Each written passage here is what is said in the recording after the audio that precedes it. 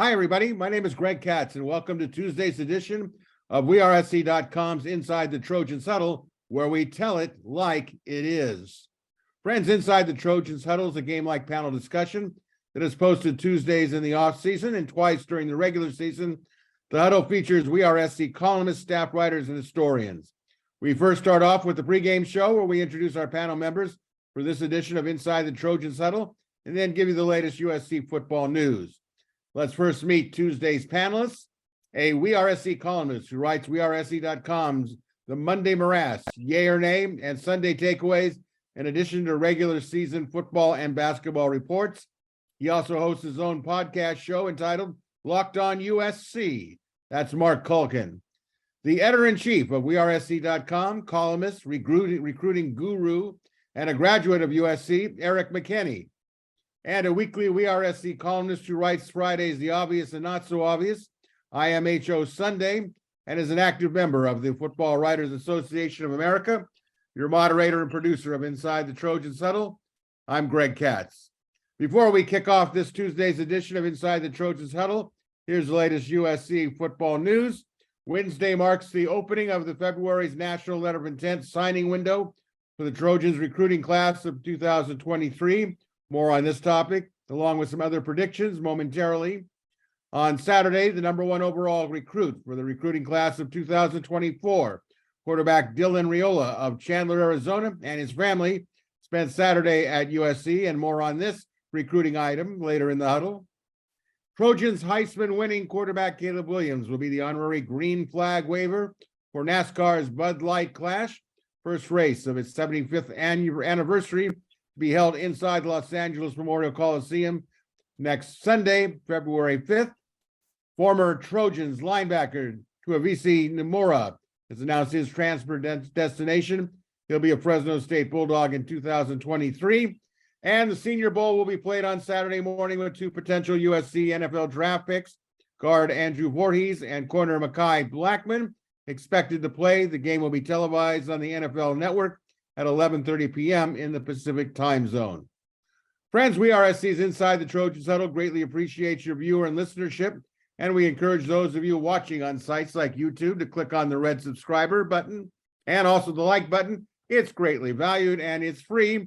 And a reminder, WeAreSC.com is offering a subscription special. You can get all the WeAreSC premium content for just $29.99 up to August 31st, 2023.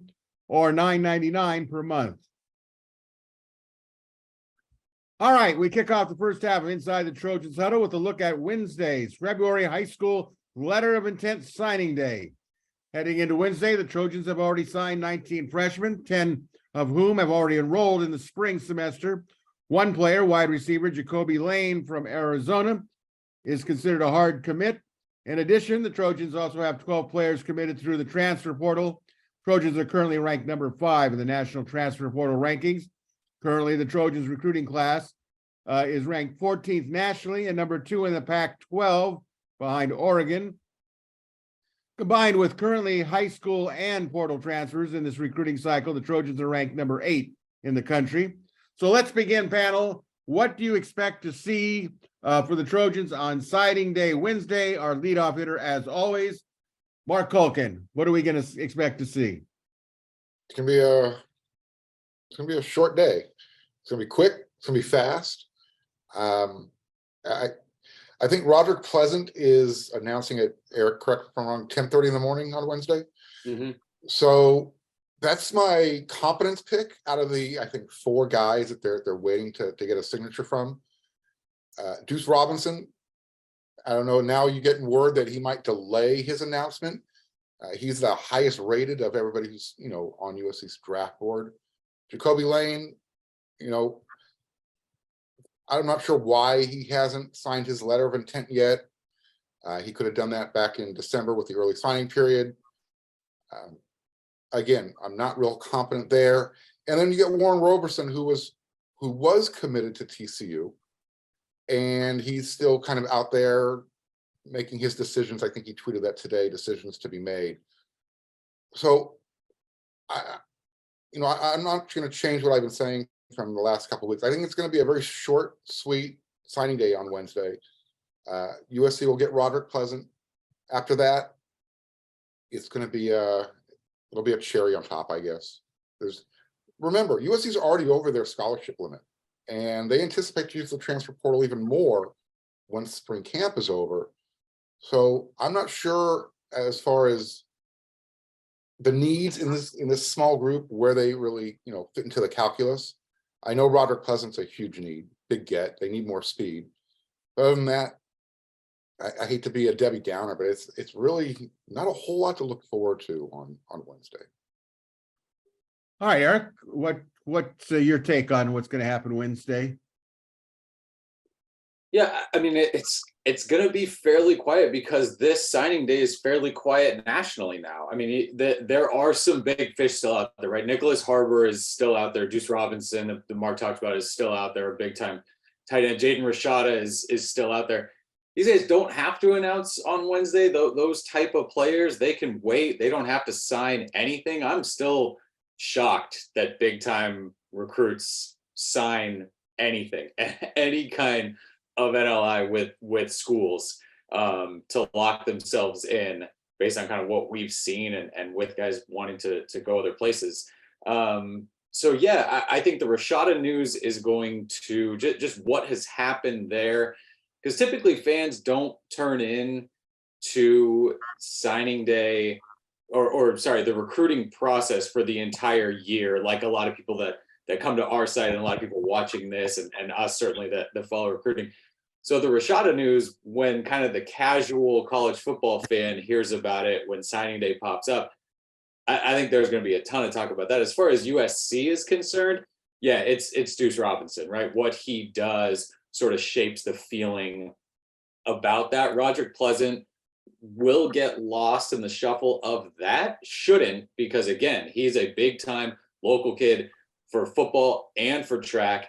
Brings speed to your program, which you absolutely need if you're USC at every position in every class. So you don't want his potential announcement and signing to get overshadowed, but certainly because Duce Robinson has been the guy that everyone has talked about for so long, attention on guys like that when it comes to signing day will be huge. But again, if you're USC, look who's already here, right? Look who's already on campus. Look who's already signed. And again, that gets lost a little bit in the shuffle based on, how well did you do just on signing day?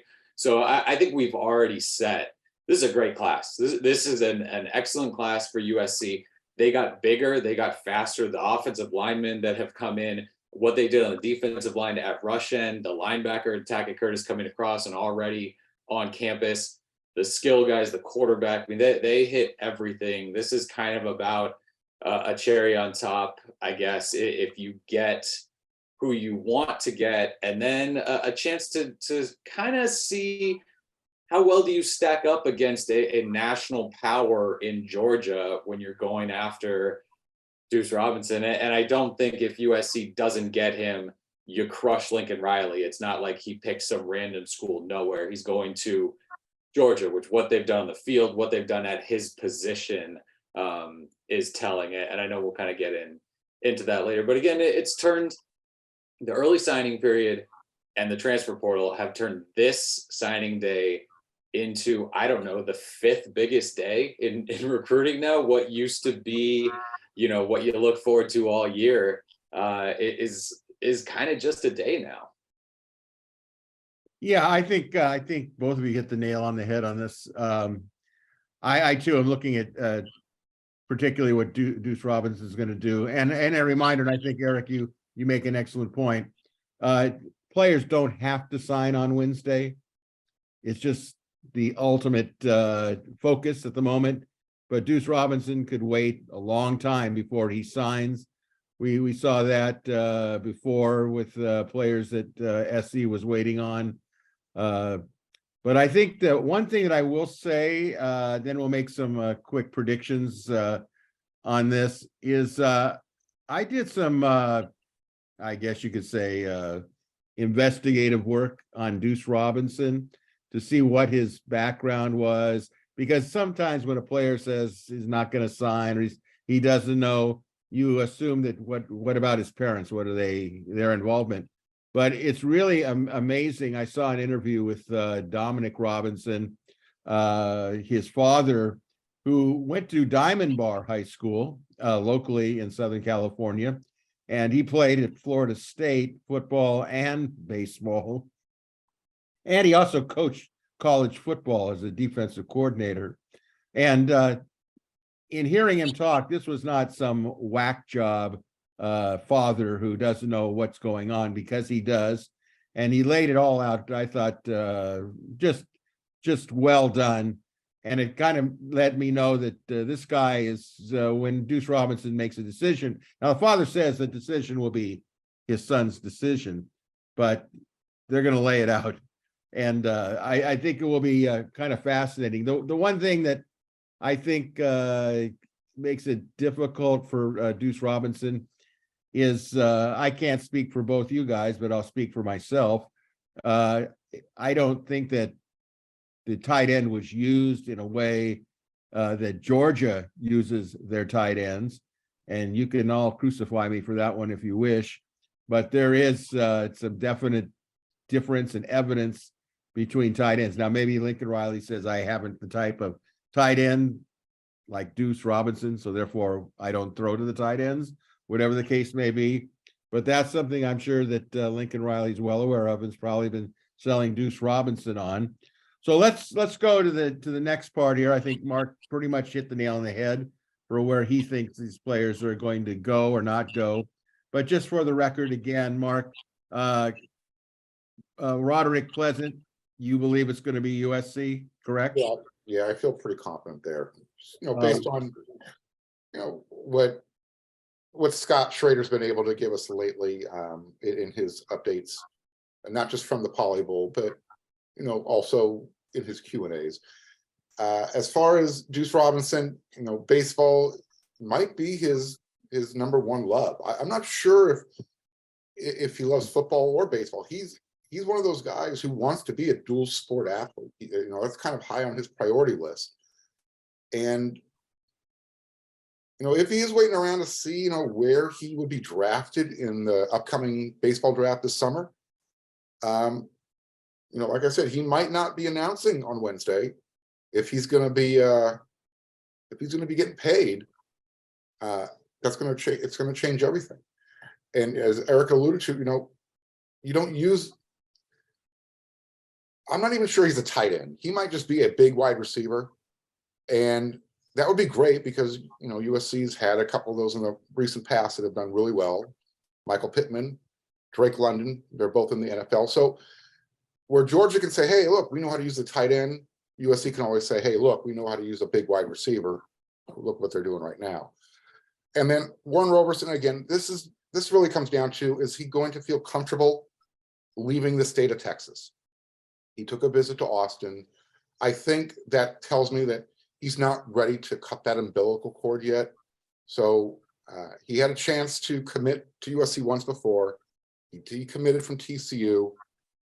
This would be, for me, it would be as simple as doing something between then and now where he's saying, I'm going to be a USC Trojan. And then Jacoby Lane, there's just some other issues there that I think he's probably going to go to ASU. So just to reaffirm what I said in the opening statement, I think he's going to stay home. Okay. Erik, how do you see the 3+1, one being Jacoby Lane? Tell us what you think about Pleasant, Roberson, Duce Robinson, and maybe Jacoby Lane, since it was brought up. Yeah, I think Lane signs with USC. I think USC gets Roderick Pleasant. I think Warren Roberson took a visit to Texas right before signing day, when the home school gets that kind of visit, and the momentum is swinging that way. I'm going to go with them. Although I will say, not specifically about Warren Roberson, but just about recruiting in general right now. I mean, we kind of got used to every once in a while there would be that, oh my gosh, what happened late in the game, and all of a sudden this kid's going somewhere else. That I expect that almost constantly going forward now, where it's just, you think you know what's going on, and those last minute phone calls, or somebody comes in, somebody steps forward with NIL. I mean, we've talked about that, what that actually means now when it comes to recruiting. So again, the idea of like, oh, a coach did a really great job recruiting this guy all the way through and sign him, that kind of talk sort of makes me laugh now when you can just have one phone call with some guy the guy's never met before, and all of a sudden, hey, I'm going to that school. Anyway, not specifically about Warren Roberson, but I think Texas for him. And then for Duce, I'm going to say Georgia. I'm going to say the lure of winning back-to-back national championships, knowing that groundwork is set and he can go be used like those tight ends have been used there. Because again, Georgia has a couple really good tight ends, but they're different. And Brock Bowers, he carries the ball. He plays some wide receiver. He does all this stuff. And they kind of are able to do that. I totally agree with you, Mark.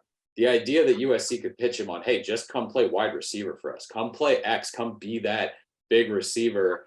I think that is probably maybe what would be an enticing pitch. And there's a reason that USC is stuck around in this the whole time. And there's a clear affinity from Duce Robinson for USC, for Lincoln Riley. Again, I'm going to say Georgia because I don't want to get USC fans' hopes up and then have them come yelling at us that, hey, you said he was coming here. But man, I do not want to bet against Lincoln Riley when it comes to an offensive skill player. So it's cheating, right? I would not be surprised if either way. So again, I'm going to say Georgia, and we'll be very happy to be wrong if it ends up at USC, because I think he is big time. This is going back to the opening 2 years ago when he was a year younger than everybody else, and he and T-Mac at Arizona now, who we saw what he did as a true freshman there. The two of them, I think, were maybe the best skill guys at that event, and Duce was a year younger than everybody. So I think he could be a big time guy. One more thing that might help USC is when you look at Georgia's recruiting class, it's kind of tight end heavy right now. Does he want to be that third wheel?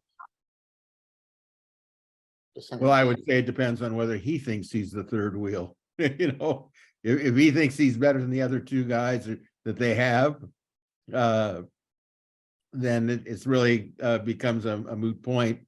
I'll give you my quick synopsis. I think Roderick Pleasant will be a USC Trojan. Just seeing his camaraderie at the Polynesian Bowl on the videos and his comments and things. I think that Zach Branch has done a hell of a recruiting job on him. And just seeing these guys, their nonverbal signs, even watching the game, you could tell that they really, really get along. I think Warren Roberson will end up at Texas. He is, from a quote that I was reading, he says, LA is a long way away. Anytime I see LA is a long way away, that's a big red flag to me. I think Duce Robinson, I think baseball plays a big thing in this. I was listening to, Duce Robinson's dad, Dominic, and he was saying that he grew up in LA. Of course, we talked about he went to Diamond Bar High, but he used to always go to Dodger games at Dodger Stadium. And he said when his son, prior to going to the Polynesian Bowl, had that workout at Dodger Stadium, his dad says that for him personally, it was like, I've been a lot of places that I thought, oh, that's nice. But he said to see my son working out at Dodger Stadium, and it was like, I can't believe my son's working out at the Dodger Stadium. And you could feel the intensity of baseball there. So I think this one isn't going to happen on a signing date. I will say this for a glimmer of hope for SC people. I think if he was going to go to Georgia, he probably would sign on Wednesday. The fact that he isn't, or maybe isn't, would tell me that SC is in the conversation. Remember, SC has a new baseball coach. Excuse me. And we don't know how that's going to play into it.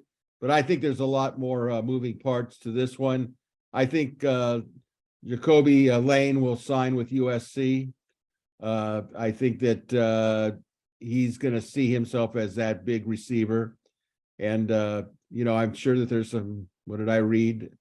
Some I's, dotting of the I's and crossing of the T's need to happen with him. It won't shock me if he signs with USC. Let's just put it that way. So that's my way of looking at things. Let's move on. This past Saturday, the number one overall national prospect for the class of 2024, quarterback Dylan Raiola from Chandler High in Chandler, Arizona, visited USC. On3.com's Chad Simmons reports that Raiola, who had earlier decommitted from Ohio State, had a fantastic USC visit with his entire family.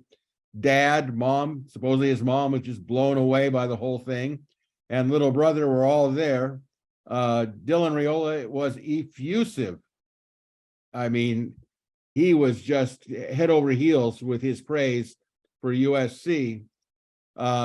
He told Chad Simmons about his time, and he said, quote, this is Raiola speaking, "I feel like our relationship just in those 5 hours," he's talking about Lincoln Riley, "shot through the roof, and we clicked even more. I love the USC program, and I love the Trojans. I actually had trouble sleeping last night because I was so excited from the visit." So panel, given that USC recruited arguably the number one quarterback for the class of 2023 in Malachi Nelson, who's now enrolled at USC, how does Lincoln Riley sell Raiola on becoming a Trojan with Malachi Nelson in the fold? And what do you make of Dylan Raiola's emotional comments following Saturday's unofficial family visit, Marc Kulkin? Well, you just continue being Lincoln Riley and say, look, I have a really good track record of producing good quarterbacks. If they don't win an award, they might even, end up performing in a Super Bowl now. So it's an easy sell. And one of the things that Dylan spoke about was Lincoln only recruits one quarterback per class that I guess he's going to put all of his eggs into the basket with. So that's a selling point. Now, the fact that mom is sold, it's just a matter of, does Dylan want to come in and compete 1 year behind Malachi Nelson? If I'm Dylan, I'm thinking, yeah, if you think you're the best, you want to compete against the best, right? That's what it's all about. That's part of the selling process with Lincoln. This is great. As far as the emotional response, he saw, he's spending time with Lincoln during the NFL playoffs. He's watching the quarterback play. You get to watch film of Caleb Williams, and you just get to say, look, I can do this for you too. Look at the receivers we have coming in. Look at the young receivers we have coming in. Would you like to throw to Zachariah Branch for a couple of years? It's not a hard sell, and it's easy for these young men at his age to get emotional and to be excited. Now let's see how he feels, a week from now. I'm sure he's still going to be excited about wanting to come to USC. I just don't know if it's going to have that same visceral feeling to it. Erik, what's your perspective on this chain of events?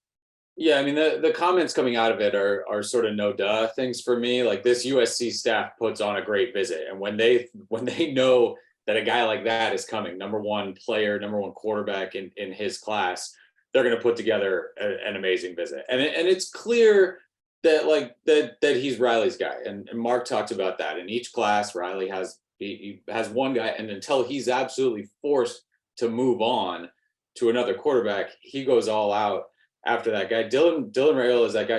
You mentioned Malachi Nelson, maybe arguably the number one quarterback in the 2023 class. Dylan Raiola is number one, inarguably, in the 2024 class. And that's a good group of quarterbacks already that we've seen in 2024. Dylan's the guy there. And so I think that you go after the number one guy at a position that is very important to you if you're Lincoln Riley, no matter what. And so it's not a surprise to me that he's chasing him. It's not a surprise to me that Dylan came out on a visit, regardless of kind of what weekend it is.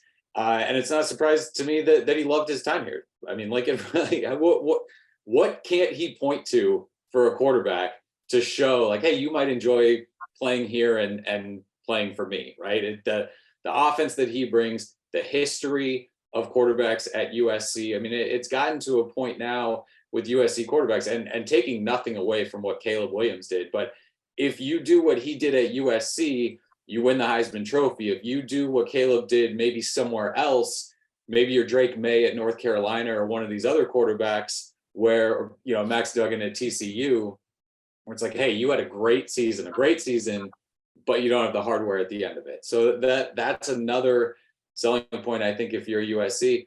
I wouldn't expect him to come off that visit and 10 minutes later commit and wrap things up and that. Like, he's already made a commitment. He's had to back away from that. He's going to make sure that he is done, I think, before he makes another one. But you stay in the game with a visit like this. You try to get him back on campus as often as possible. You try to keep sort of touching bases with that, and you keep recruiting. As far as, Malachi Nelson's there, so how do you sell him on it? How many quarterback situations have there been nationally where it looks like, okay, here's the pecking order, this is how this is going to go, and 6 months later that blows up and you have no idea who's going to be there because somebody left or somebody got hurt or however that worked out. And so I think if you're Raiola, you can look at it where, am I going to play as a true freshman at, one of the other schools, at Nebraska, at Georgia, at Oregon? Is that potentially more valuable than rolling the dice, spending my freshman year under Lincoln Riley's coaching, even if I'm not starting? And then if I feel like, hey, this isn't going to work, you pop out and now you have that year and you're going to be the most coveted guy in the transfer portal, and you end up wherever you want. Again, that's from a USC perspective, right? Like, hey, why don't you do that? So again, I think there's that transfer portal makes it kind of a selling point where you can land somewhere with, okay, this is good for me now, and then I still have options, down the road with how things work out. Let's just use it from the Oklahoma perspective. Spencer Rattler to Caleb Williams. You might, Lincoln Riley's setting up the same scenario starting next year. And he could say he's made the right decision on a lot of quarterbacks. When it comes time to who do I pick, who do I go after, who do I bring in as a transfer, all of that stuff. Like, again, you talk about what can he point to. He kind of say, hey, I've got sort of the golden finger here. If I pointed at you, that means you're going to do pretty well. Oh, and Miller Moss is back here waving his hand. So, hey, don't forget me. Miller's, that's going to be a conversation for another day, right? The second that Caleb Williams announces that he's going to the draft, I think we've got a show about where's Miller Moss and how do we handle that. Well, I will say a couple of things. Mark took the wind out of part of my sails there because he's absolutely right. 2 words, Spencer Rattler.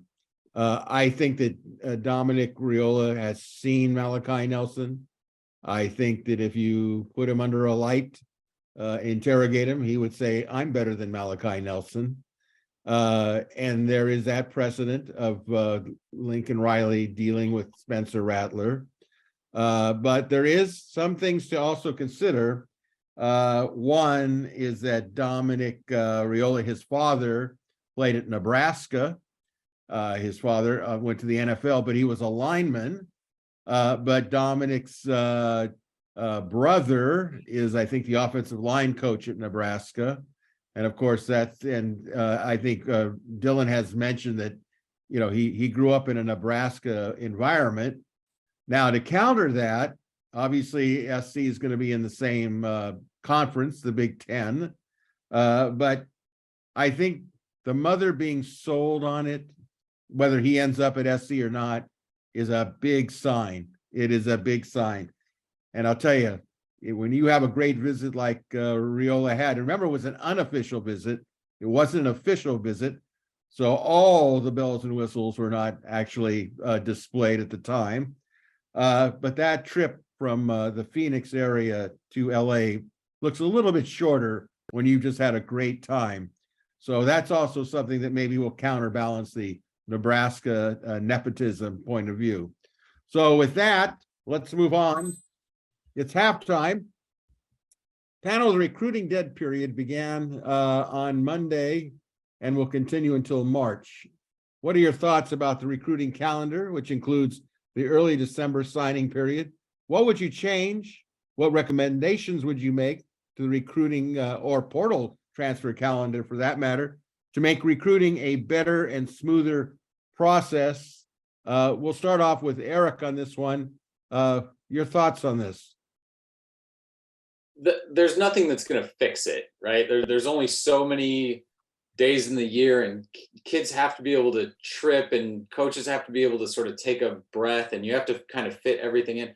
So the one thing I'd say, and again, I'm going to lob this out knowing that I don't have to actually make the call on any of this. I would like it if high school kids had an opportunity to see how the portal shook out so that they had a better idea kind of where they were going and what they were doing.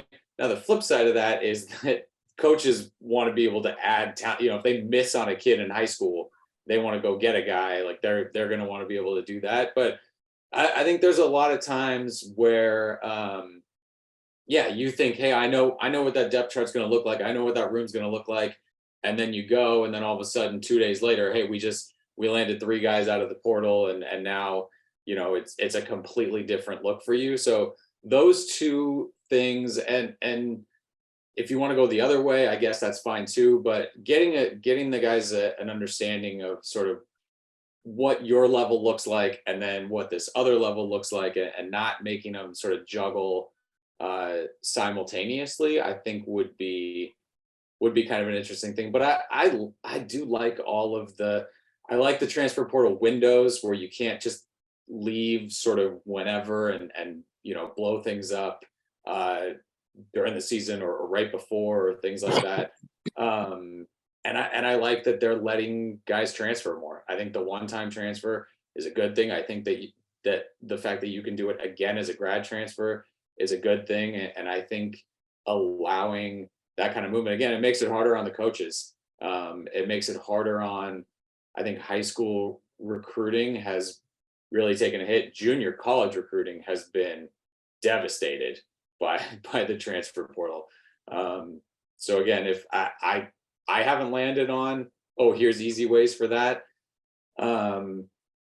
Just in terms of the recruiting calendar, I mean, I'd love to toss out at some point that you can carry, 10, 15 scholarship guys on your team that you designate before the season. They're not going to play this year, but they're here on scholarship kind of as developmental to get guys, out of these different levels. But as far as the recruiting calendar, I don't think that they've sort of destroyed recruiting with all these different periods and stuff. I would love to see that if the December early signing day is going to be now the big signing day, it sure feels like there's a lot of stuff going on at that time. You've got bowl practices, you've got, again, we talked about the junior college signing day not being big anymore, but you've got the transfer portal kind of in full swing at that point. So finding a way to shine a spotlight, I think, on signing day would be good. But I also don't think that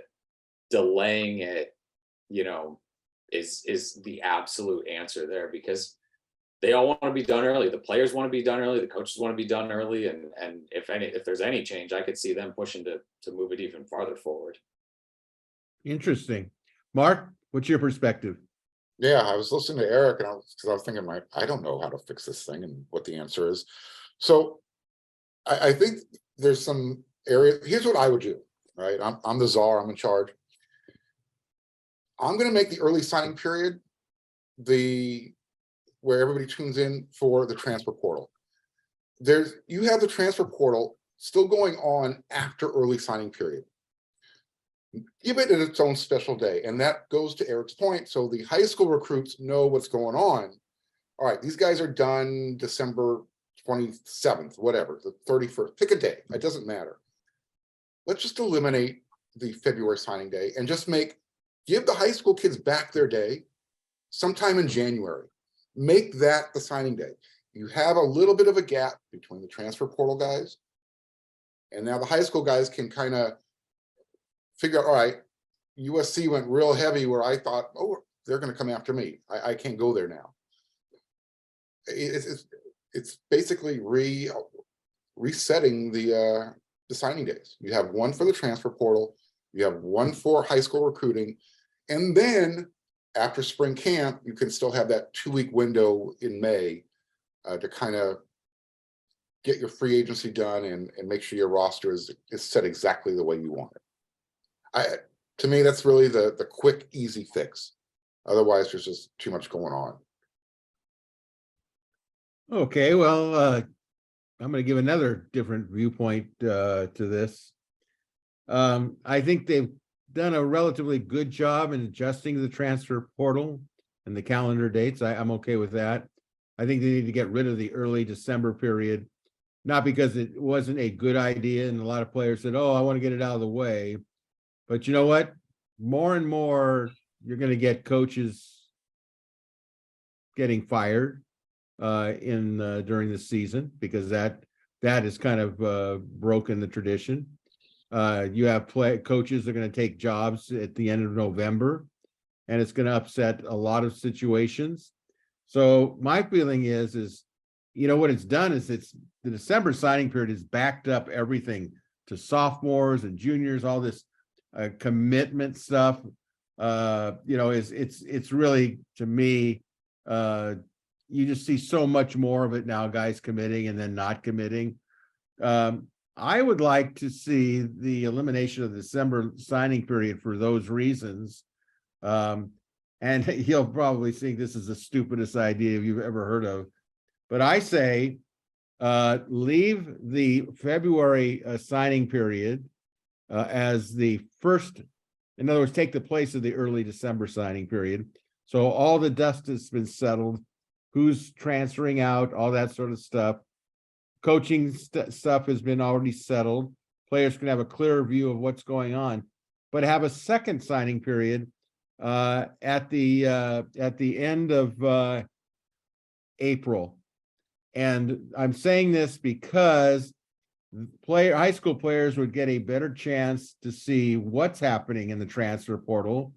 For those that were, let's say, take Duce Robinson's example, baseball. Do I think it's you know, going to happen? No, not at all. But it is, I think, for discussion that you have a late April signing period. I think what it'll do is it'll take players, let's say, in February. Now I know one of the big arguments is going to be we can't get players in for spring ball if they're signing, let's say, in February, because all the guys that are coming early are coming in December for the most part. But maybe you move up the February signing period earlier. But it is food for thought, and I actually appreciate both of you guys giving a perspective on it.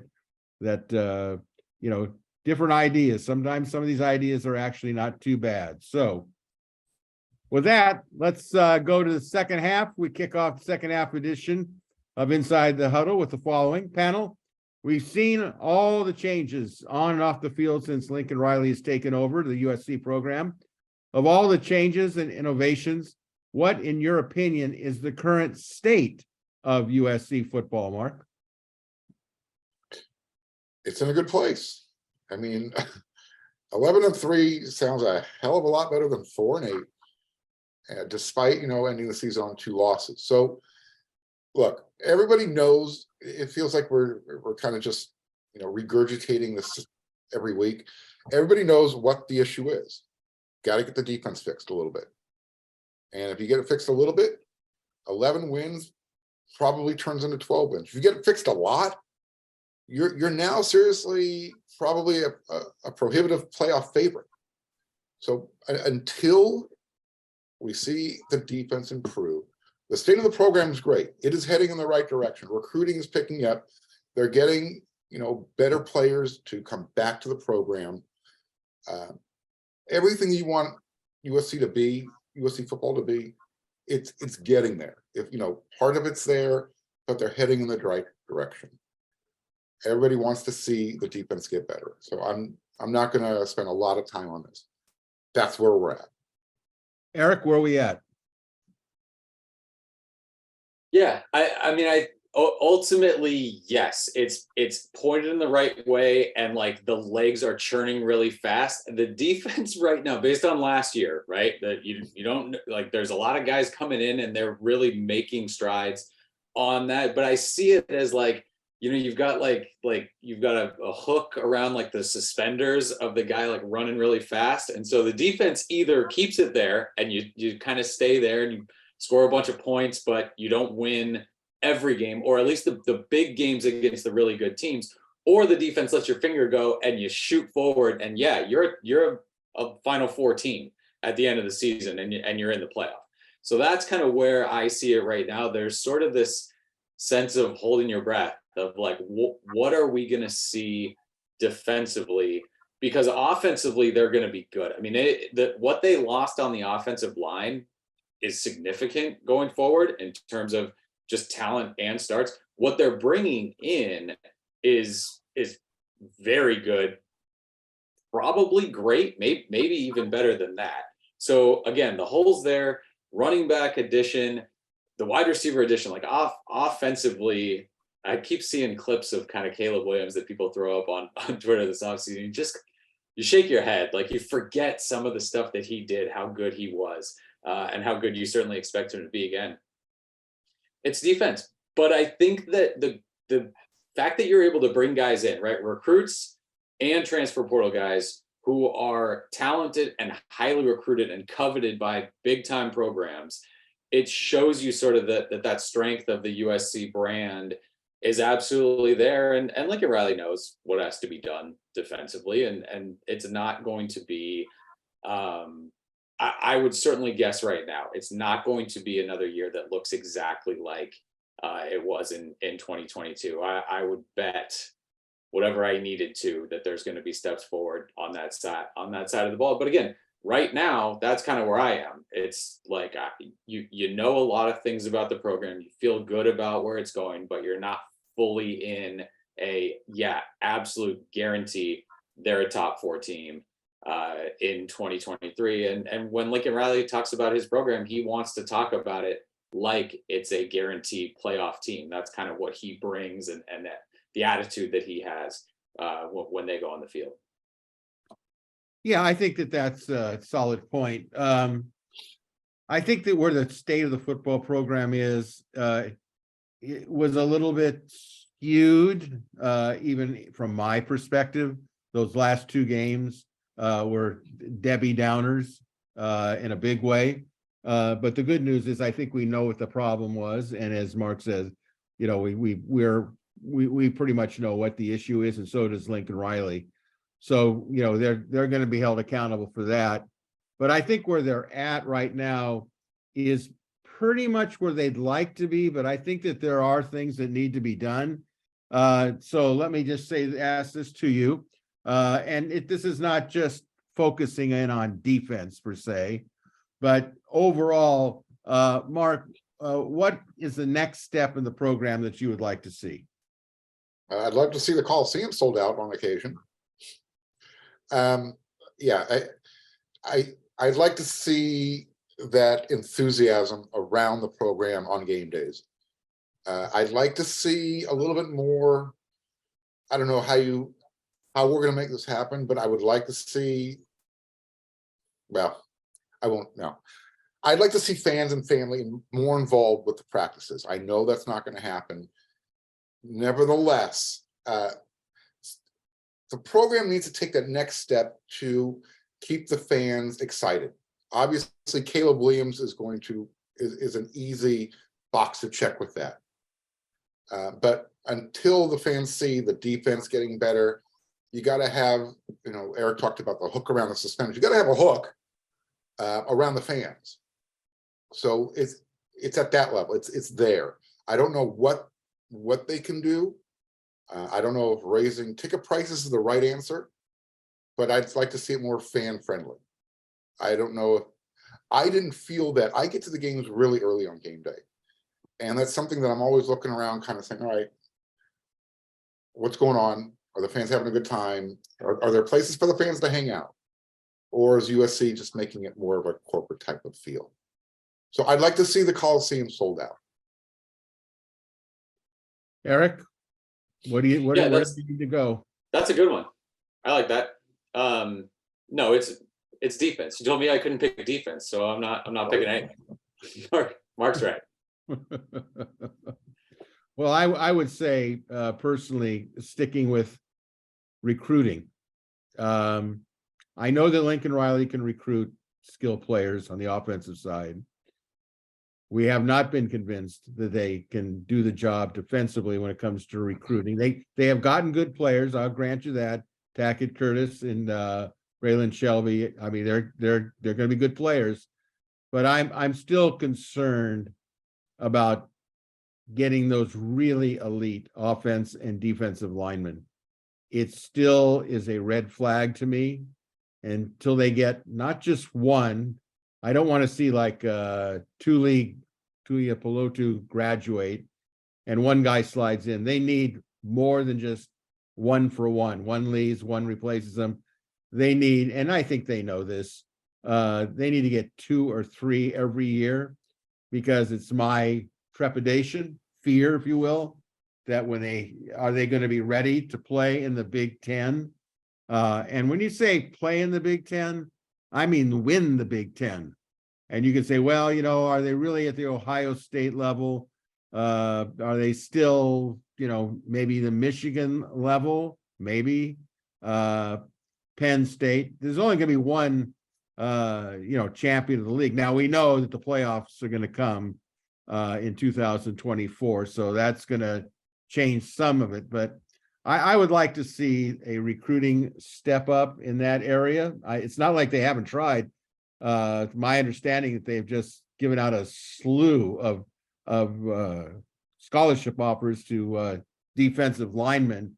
I don't want to see that every defensive lineman they're recruiting is an edge player. I'd like to see a true guy that is a nose guard or what have you. And as far as the attendance will take care of itself.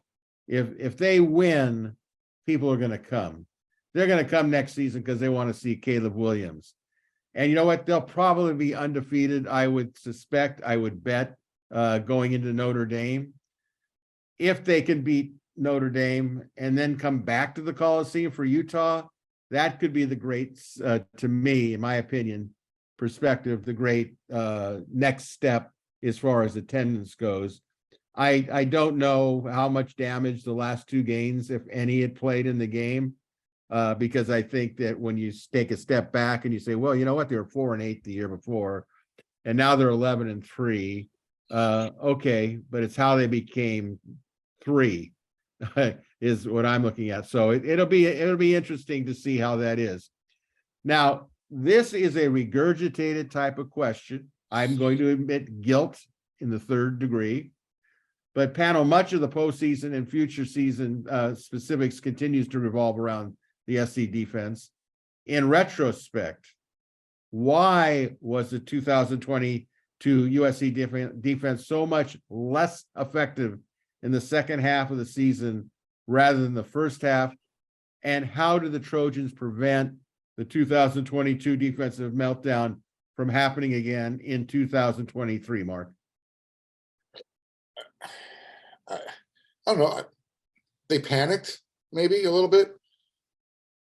I'm not. You hate to say that they were outplayed or they were outcoached. You don't want to say that, but the defense was predicated on getting the ball, turnovers, being opportunistic, and it kind of showed up when they were trying to tackle, and it's almost like they were trying to tackle the ball more than they were trying to tackle the guy. And they just never made that adjustment in those games, obviously against Utah and against Tulane.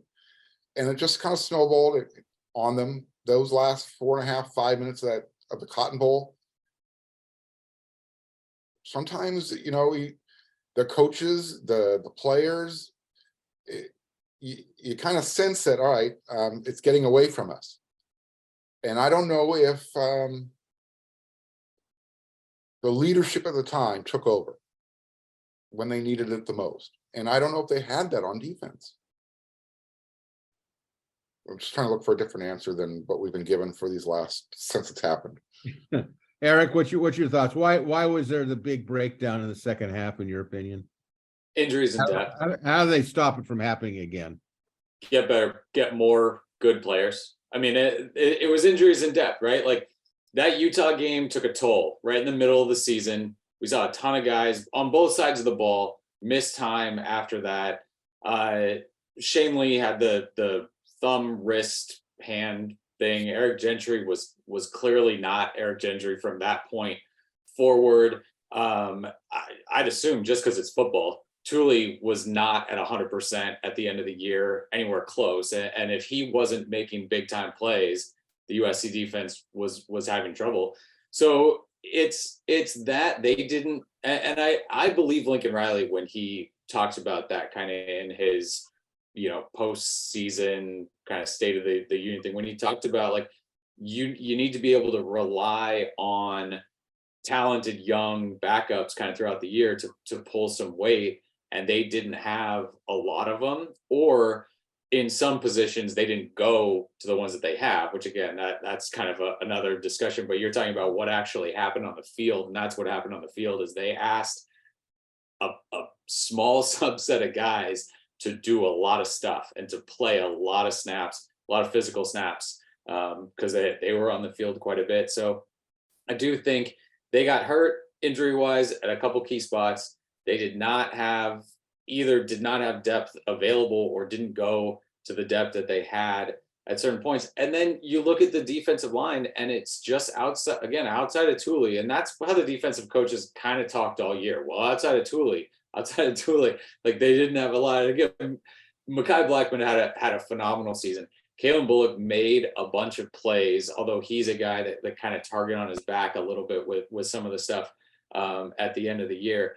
And those specific games, the Utah game, the Tulane game, for me, and the players didn't back this up, and they were asked a little bit about it, and they all kind of said, no. But I still feel like once they saw Caleb Williams was less than 100% and less than 60%, less than 50%, it sure felt like defensive players or the defense as a whole said, hey, we need to win this game on every play. We need to make some game-changing play instead of just, that's a 7-yard pass, let's tackle him and play the next down. And to me, that felt like a big change. Alex Grinch talked about that. Lincoln Riley talked about that when they sort of mentioned guys are doing stuff they're not coached to do.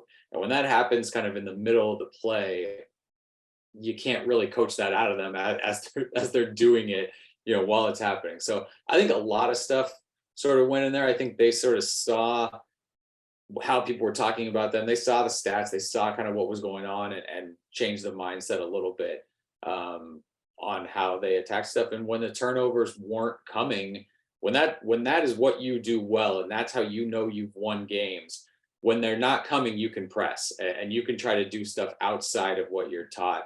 And so all of that stuff, again, we're talking about year one of an unbelievable rebuild for a USC defense in 2021 that was historically bad for USC. So they had a long way to go. And that's a long season when you get those 2 extra games at the end there. We'll be very interested to see kind of changes that are made and how they hit the ground running spring ball and certainly when the season comes around. Well, I think that first and foremost, they've got to get better players up front, and they got to get a lot of them. I think also a big difference was they were just playing better teams in the second half of the season that exposed some of their weaker spots. It just, they got by UCLA, which was fantastic. They got by Notre Dame, which in my opinion was even more fantastic. So you beat your rivals and you outscored them. But then things kind of went off the rails in the last 2 games. I was disappointed that they had the meltdown in the championship game in the sense that, I think that they shouldn't have had the mental breakdown or the enthusiasm breakdown because of Caleb. I know this is maybe a bad comparison, but watching the NFL game on Sunday, watching Patrick Mahomes, try to work through his high ankle sprain. It really seemed to fire up Kansas City on defense. And I think that's what I think I wanted to see with this defense. And this has nothing to do with physicality. It has everything to do with playing hard and doing what you're told. So there's going to be more than just one specific reason, but I can guarantee you that if there is somewhat of a repeat of what happens this year or next season than this season, you're going to be bombarded with these same questions. But I'm going to put this particular topic to bed for a while on this program, but I wanted to just have a reflection of it. All right, let's get to overtime viewer questions and panel answers. Question 1 from Donnie in Villa Park, California. What game next season do you see as the trap game? All right, guys, it's a free-for-all. Just jump in. What's going to be the trap game? Arizona at home before they go to Notre Dame. That's going to be a good offense coming in. And that's it. I mean, because there really aren't any. I mean, there's going to be so much attention on going to Colorado and then Arizona State. Maybe it's at Arizona State as like coming off a bye and you're looking way ahead. But the Arizona one stands out to me, especially if it's on if it's a weird Friday night game. Although the home teams, I think in the Pac-12 usually do really well on Friday night. But I'm not gonna pick at Cal. And then the rest of the schedule is tough. It's either tough or like clearly not trap games like at the beginning of the year. Yeah, I saw there's a lot of sentiment for the Cal game, but I don't know whether Cal can have enough offense to match USC. So therefore, I fall back on the Arizona game because I think the Arizona game in LA, be a lot of LA players on that Arizona team. Some USC players on that Arizona team in their roster next season. And they do have a terrific quarterback in Delora. And so you never know what could happen in that particular game. Mark, do you have a trap game? Does anything come to mind to you that sticks out? Yeah, I actually think the Colorado game before the Arizona game could be a possible trap game, just because of the way it could be hyped up. It's not that I don't think USC would be prepared to play Colorado, but Colorado's going to be a member of the Pac-12 when USC isn't. You got prime time coming in as the new marquee name head coach. I could see some shenanigans going on there that for some reason, just things don't happen to go USC's way that day. And Travis Hunter scores 9 touchdowns. I mean, there's a lot of attention, right, on a couple of guys. Cormani McLean, a big-time 5-star corner coming in. Shadur Sanders coming over to play quarterback versus Caleb Williams. But at this point, boy, unless I see offensive lineman after offensive lineman coming in, like that is a hole. That is a hole that he has got to dig out of at Colorado. There. Absolutely. I'm just trying to throw something in the conversation. Yep. That's all. I don't think USC is going to lose this game. All right, question 2 from Corona Trojan fan in Vancouver, Washington. With Joyner and Peterson, those are the 2 freshman running backs coming in, and with Austin Jones returning, what can we expect from Rayleigh Brown in 2023? Is he going to get any serious playing time at the running back position? Or is he going to be pretty much a specialty player that HCLR head coach Lincoln Riley will use in particular matchup situations where RB can be put in space? And then a secondary comment. Sorry to see Travis leaving, as I felt he would have been a great tutor for Ray Leak in terms of learning how to time the blocking in front of him to break through the first level, get into the secondary. Perhaps Joyner and Peterson will have skills Ray Leak can profit from to get more playing time. What do you guys think about Rayleigh Brown? What is your expectations of him next season? it's for me, it's it's kind of his make or break season. Obviously, he's a true freshman, so he'll be a sophomore. Hopefully, he won't be a freshman. He won't play like a freshman anymore, and it's just a matter of being more disciplined. Trusting that you can go north and south between a small little crack, and all of a sudden you can make it into a big hole. And to the viewer's question, this goes back to, we always forget about our old toys when the new toys come in. Quentin Joyner and Amarian Peterson are freshmen. They haven't even practiced yet at USC. Rayleigh Brown was a pretty good recruit coming out of high school. Everybody in the country wanted him. He knows that he's not going to have Travis Dye taking reps away from him. I don't think he sees Austin Jones as his competition. It's a matter of Rayleigh Brown. It's not a matter of anybody else on the roster, because what Rayleigh brings, what he has in his toolbox is different than I think anybody else on that roster. Yeah, he can be, I mean, the specialty player can still get 12 touches a game. I mean, he can still be kind of one of the team leaders in touches, because Lincoln has shown he can kind of put him in a few different places and get him the ball. He had a bunch of touches against Tulane. I think 6 carries and 2 catches and a couple other where he could have gotten the ball. Marshawn Lloyd's going to come in and I think, again, having not seen him at USC yet, or kind of how he fits in, I think he's your starting running back next year, the same way I felt as soon as they brought Travis Dye in that he'd be the starting running back.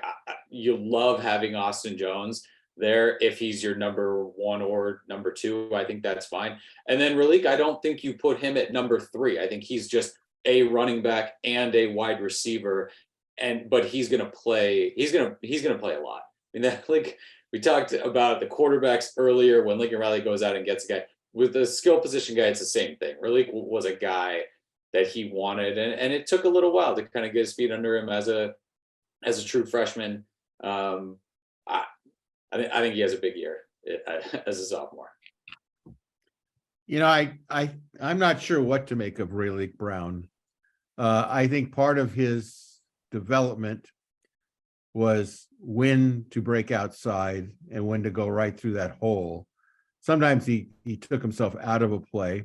Although I will say that I do hold the SC brain trust for not running in. There was no fly sweeps that I can recall with Rayleigh Brown, which I thought would be, the perfect type of big plays. So maybe he'll get that. But I am going to agree with Eric on this. I think the guy to look out for is Marshawn Lloyd. I've watched video of this guy over and over and over again, and he hurdles tacklers. He can change directions, and he's very physical. And I wouldn't discount Austin Jones. And I will say I agree with Mark on this one. Joyner and Peterson will be fun to watch in the future, but I don't think that it's going to happen for them next season. But I do think that the presence of Lloyd is going to put a lot of pressure on both Austin Jones and Rayleigh Brown, because to me, if I'm Lincoln Riley, I only have Caleb Williams for next season. It's got to be, we're going for the gusto on this one. If we're going to make the playoffs, this is the year that we got to do it. Okay, this next one is from Big Trojan in Inglewood. Who is your USC defensive MVP next season? That's question 1. Question 2, any chance that a guy like Stanley T can move back to linebacker with the influx of transfers along the D line? All right, contributors, what say you? Well, question 2 first. No, Stanley's not going to move back to linebacker. And then for the MVP, I'm gonna say Mason Cobb. I think at that position, that guy's gonna pile up tackles, and I think at this point, especially, I mean, right, the USC defensive MVP, the way we're looking at it, I think the idea of a guy making solid tackle after solid tackle after solid tackle is going to stand out so much that'll be kind of what puts him in there. But I also think probably who ends up having the most sacks will be in there too. And honestly, looking at the defensive line right now, I don't know if I feel comfortable throwing a guess out there on who that might be. Yeah, I want to see what kind of adjustments are made this spring. You know, the linebackers, as we know them, are they going to be playing the same positions they played last year? Are they going to be, there are going to be little tweaks here and there? Are they going to be playing different positions? I can't give you an MVP. I'm excited about the cornerback coming over from Arizona. I loved how he played against USC. So, you know, if you can have him, and I'm assuming maybe Damani Jackson's opposite of him, that's a unique cornerback tandem. And that could make the defensive line's job better, easier, knowing that you have a couple of cover corners out there, I guess. And yeah, I agree with Erik. You're not going to ask a guy who came in as a linebacker, bulked up to become a guy, you know, playing over the ball, say, all right, now let's move you back to the second level. Maybe you slide him out to defensive tackle, but no, he's not gonna play linebacker. That's not fair. You don't do that to somebody. Well, if I'm going to pick an MVP and be put on the spot here, I'm joining the Erik McKinney fan club for Mason Cobb, because he is a proven commodity from Oklahoma State. He's got the credentials, he's got the physicality, and it just seems right. I think the big question to me is what they're actually going to do with Eric Gentry.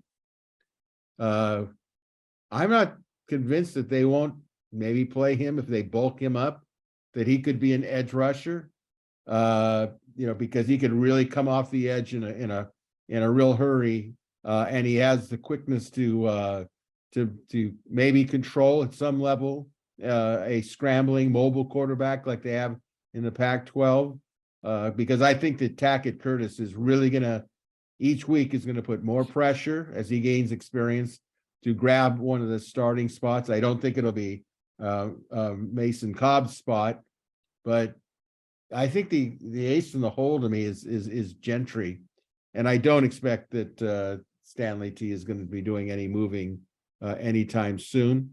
All right, question 4. Hold on, Greg, but before you jump, the Gentry thing is fascinating to me, because when he did come on a blitz, he was good. He was really good at getting to the quarterback. He seems like that guy, again, instead of Corey Foreman dropping into coverage or that kind of thing, he seems like the guy that maybe you could put on a tight end out there. Now, the issue is, do you want him one-on-one against an offensive tackle on just a power run play that's going out there? That may be, you know, not something you're looking for, but can you scheme around that? But yeah, I think he's a guy that you can do a lot with. The coaches clearly love him, right, in the passing lane, over the middle of the field, kind of making it difficult on quarterbacks in that regard. But you asked about why did the defense struggle?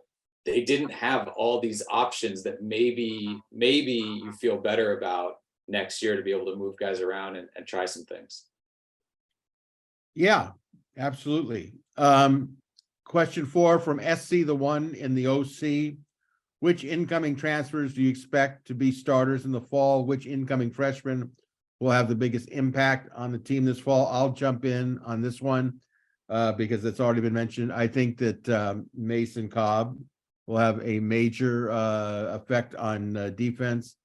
I think that Singer coming over from Arizona will have a major effect on the offense at some level. And as far as freshmen having the biggest impact on the team, I still have all my marbles, so to speak, on Tackett Curtis. I think he's that good. I think he's going to be the one on defense. And of course, you have to also throw in Zach Branch on that. On the offensive side, they're really sensational players. And if anybody's going to move players around and force their way onto the field, it's going to be Curtis and Branch. And like I said, I think that Cobb is the one who's going to have a big impact on defensively. I'd say offensively, again, I think it's Marshawn Lloyd. I think he's going to be the offensive transfer. I don't think I can nail it down to just one guy because of the talent that's on both sides of the line of scrimmage. But you guys have added on this. What's your opinions?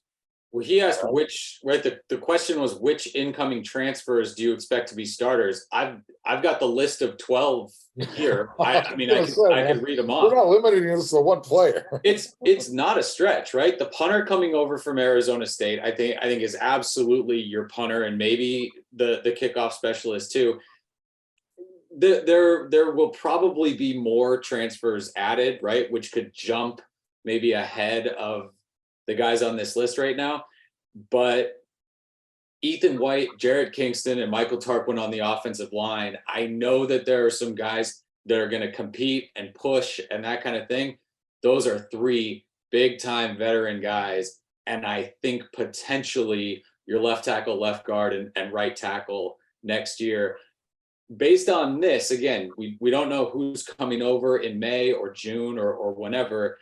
Again, not completely shocked if your defensive line is Anthony Lucas and Keon Bars, and then Jack Sullivan from Purdue. We talked about Mason Cobb at linebacker, maybe pushing there in the middle. I know you've got Shane Lee and Eric Gentry back. Cobb is good. You need an answer at rush end.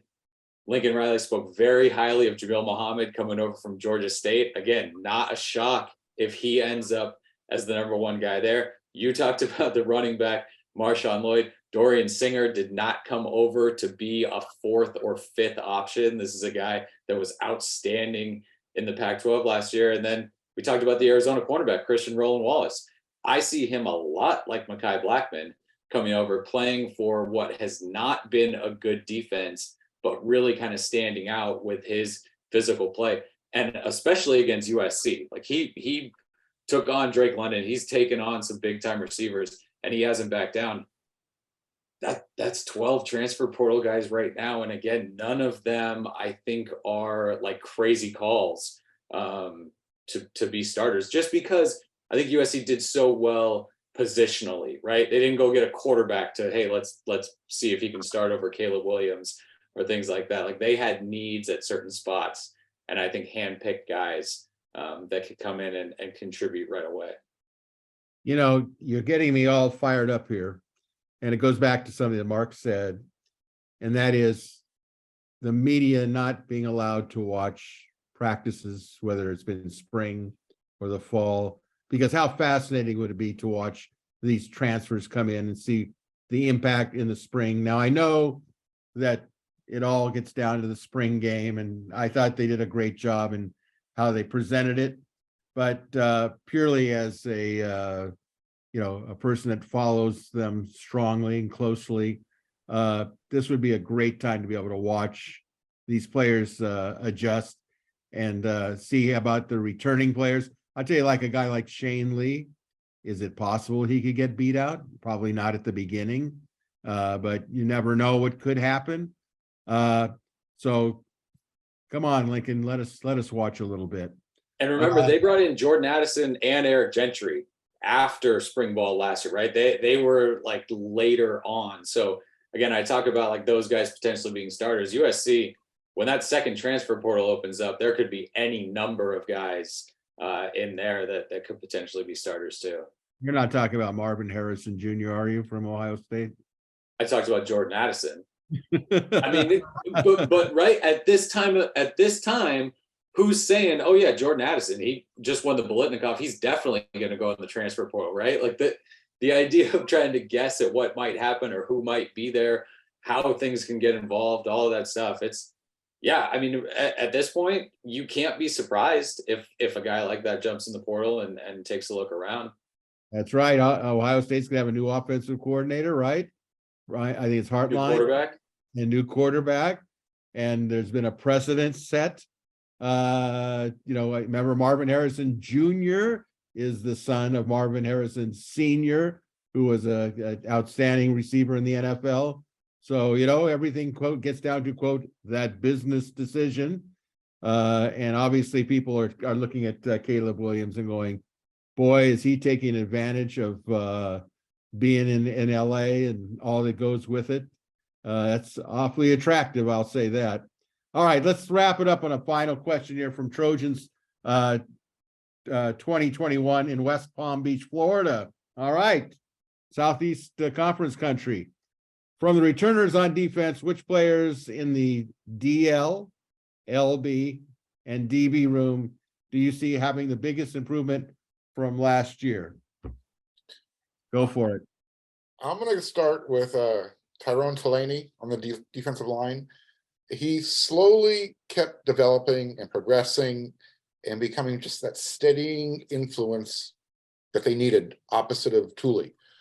So I'm going to see him continue on that path. One, he's a mature guy. He's an older guy. So I think he has his priorities in line. He's a family guy already. A linebacker, I'm going to go with Rajon Davis. And this goes back to what we were talking about early in the show. I think, Eric, you mentioned it. You know, the staff has to be able to recognize, all right, the guys that we've been using all year, yeah, they made the 50-50 decision, as Lincoln liked to characterize it. In the Tulane game, you say, you know what, those guys haven't been getting it done. I need to play the players. So at linebacker, I'm going to say it's going to be Rajon Davis. I think he took that stigma off of himself, where he's no longer a 50-50 decision for the coaching staff. And then as far as the DB, I'm just going to stick with Damani. Everybody wants him. He wasn't 100% healthy at all last year. Hopefully he will be. And then you can have, like I said, you can have him on one side. You can have Christian Roland Wallace possibly on the other side. It's a strong quarterback team.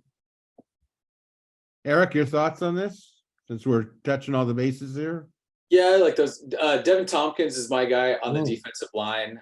He's a guy that Lincoln said, you know, we're really excited about him. And you could see, I mean, day one, seeing him on the field, knowing his backstory, right? Like not a ton of football, basketball, athleticism, kind of come back. The way his body looks as a true freshman, immediately that kid's going to grow into something. And then throughout the year, you saw him kind of mature and progress. I think potentially big time things for him. Maybe not this year, but down the road for sure. And I'd expect him to play at least a little bit this year. Linebacker, I think Eric Gentry. I mean, I know like he started all last year and played really well. I think a year in the system, a year of development. I mean, he's obviously a guy from the very beginning we've talked about is kind of how much weight can he put on and carry and do all of that. I think what he did last year was impressive. I'd expect kind of a really fun, interesting, hopefully dynamic. We talked about he could do a whole bunch of different stuff. I'd love that. And I'm just not picking Rajon. I think we all root for Rajon, right? Like we've seen what he can do. We've seen flashes and certainly would like to see that play out. Damani was my guy. I think he could be a big time corner and you need him to be. The injury, I think, situation was kind of the only thing holding him back. You heard coaches and players talk about like, hey, when he's healthy, it's something else, you know, to watch him play. The guy I want to throw out, and this is cheating because he didn't play last year, but Zion Branch, I think, is a guy that maybe people forget is on the roster, and you have him coming in to potentially play safety. And he's another versatile guy that you could walk down to the line of scrimmage and do a bunch of different stuff with.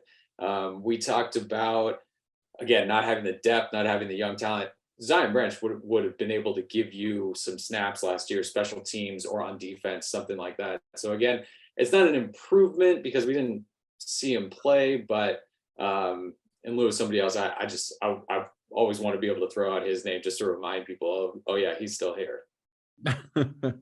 Well, I'm going to split my vote for defensive lineman. I know that's copping out, but I agree with Mark on Tyrone Taleni. I think he really improved.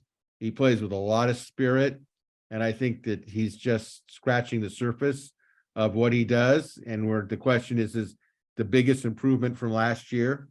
But I could see Devin Thompson, but I don't know how much he is going to improve because I don't know where he is at the moment. I can only go by the word of the coaching staff.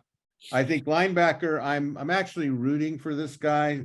So maybe it's a little bit prejudice on my part, but Rajon Davis, to me, I don't know what was going on because like we can't go to practice, which is like a bad cop out. But what he exhibited against Tulane, he was excited to play.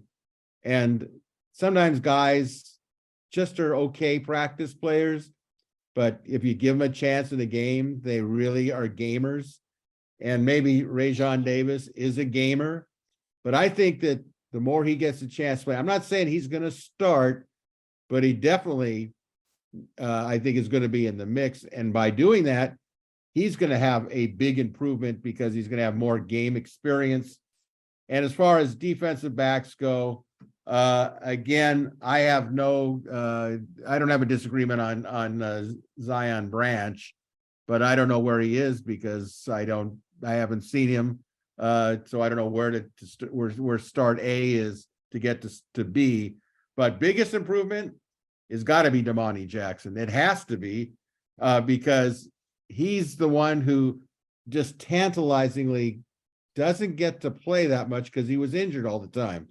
So you got to think if this guy is healthy and he's able to get on the field, that he's going to show immediately big improvement each game. And I certainly hope that happens. So it'll be interesting to see how it goes.